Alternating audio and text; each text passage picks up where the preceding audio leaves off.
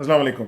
आयशा गुललई को अब असल में मैं बेगैरत भी नहीं कहना चाहूँगा क्योंकि वो उस लेवल से भी आगे जा चुकी है। मुसल्ली मिरासी वाली लेवल पे जा चुकी है। वो नन्ही परी जैनब जिसके साथ इंतहाई जुल्म हुआ, ज्यादती हुई और अपनी जान बेचारी ने खोई, उसके ऊपर भी सियासत कर रही है।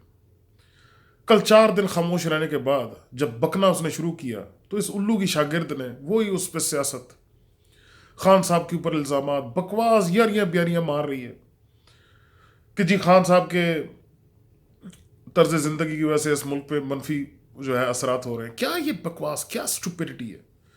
मनफी असरात तो इन जैसे 2 नंबर लोगों की वजह से हो रहे हैं जो पैसे की खातिर अपना ज़मीर बेचते हैं, जलील भी होते हैं, झूठ भी बोलते हैं, गलियां भी खाते हैं, लेकिन बोलते जाते हैं झूठ, चुप नहीं करते। तर्ज जिंदगी तो इनका ऐसा है जो जो इंसान को देख के और सोच के शर्म आता है।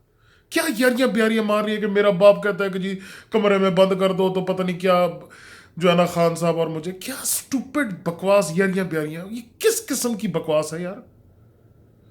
इसने असल में एक्सेप्ट कर लिया है कि इसकी किस्मत में जिल्लत और लानतें और गालियां लिखी हुई हैं, क्योंकि टल ये नहीं रही, पीछे ये हट नहीं रही। मिलना इसको कुछ भी नहीं है, पल्ले इसके कुछ भी नहीं।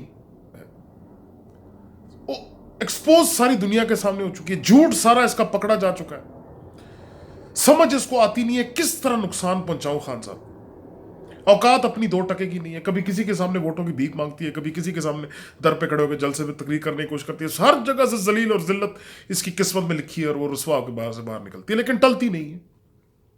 ठीक है, थोड़ा सा इसका एमएनए का टाइम रह गया है तो वो गुजार ले, बस जो मनोरंजन यशीज ने करनी कर ले। बाद में मुझे इसके पल्ले कुछ इसके हाथ आते हुए मुझे कोई नजर नहीं आता, क्वाइट फ्रेंकली। बाकी उस जैनब बेचारी, उसका दुख, ये पूरा पाकिस्तान रो रहा है उसके दुख में, मातम मचा रहा है। सब लोग हुक्मरानों की तरफ देख रहे हैं कि उसको इंसाफ मिले, उसके साथ जो ये ज्यादती हुई करने वाले को सजा मिले।